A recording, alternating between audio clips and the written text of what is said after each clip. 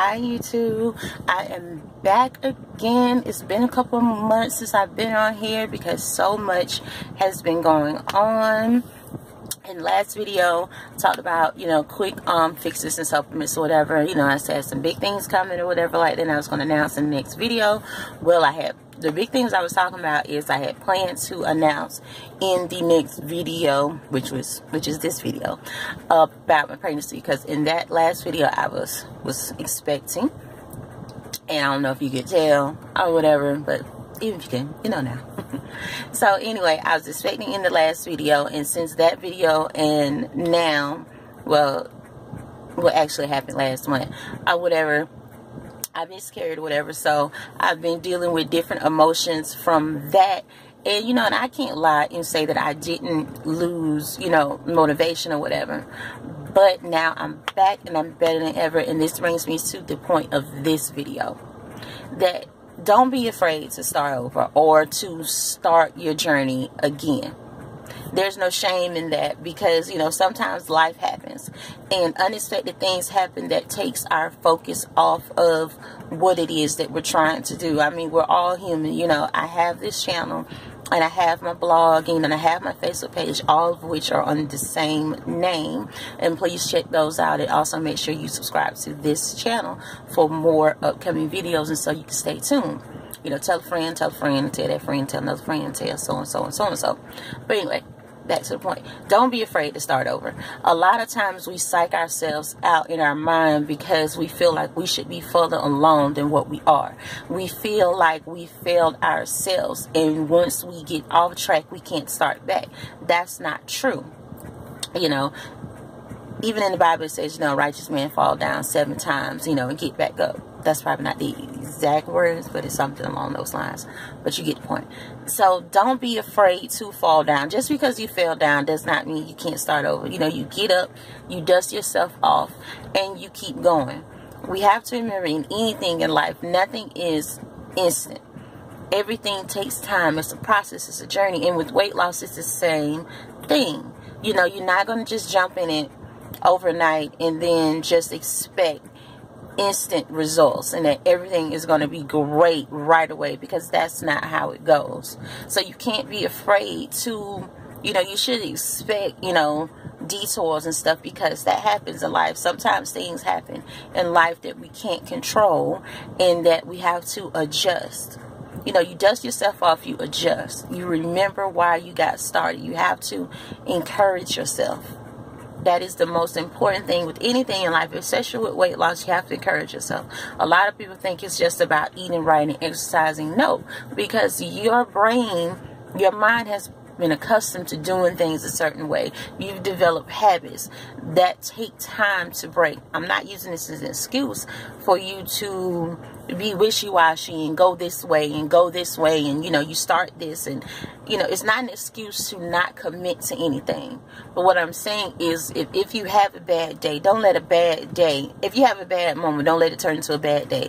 Don't let a bad day turn into a bad week. Don't let a bad week turn into a bad couple of weeks and a month, and so forth and so forth. And before you know it, you're off. You're going to plateau. You're going to have those moments where your weight is going to go up and down. Especially as a woman, we bloat.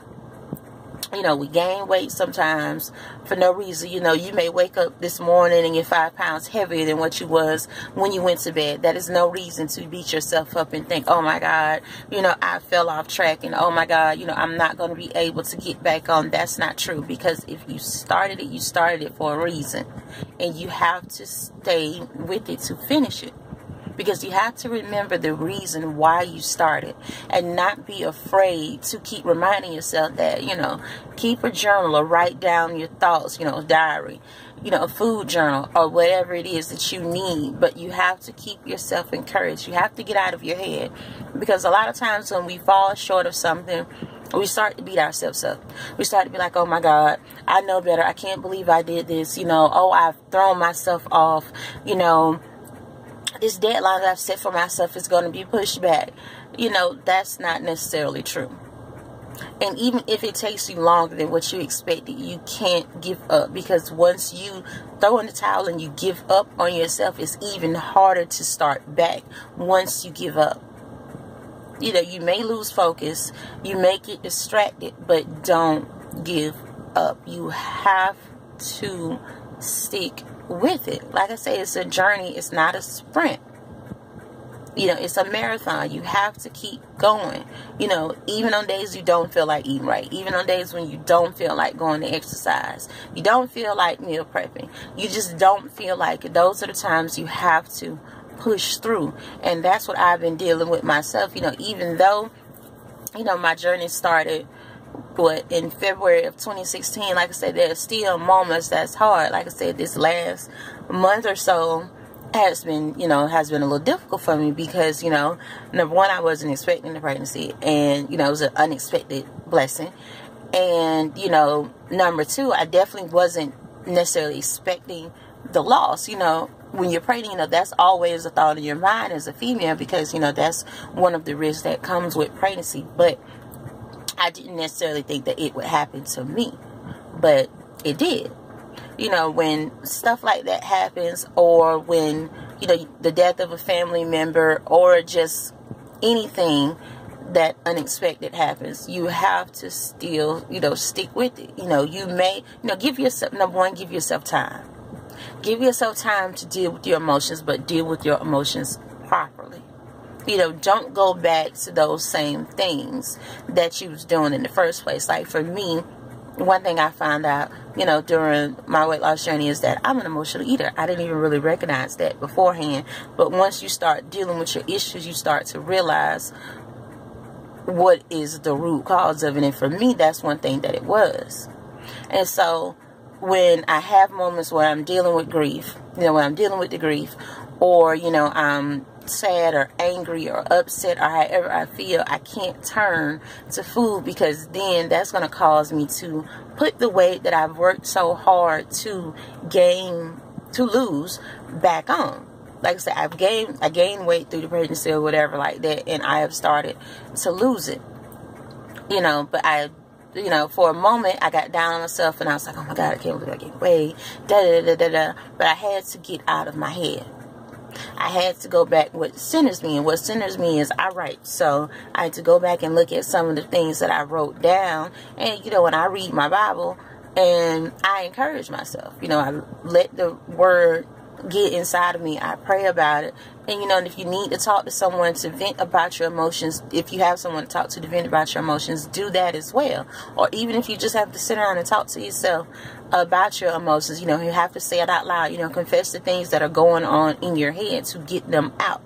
You know, don't be held hostage to those things that are happening in your life.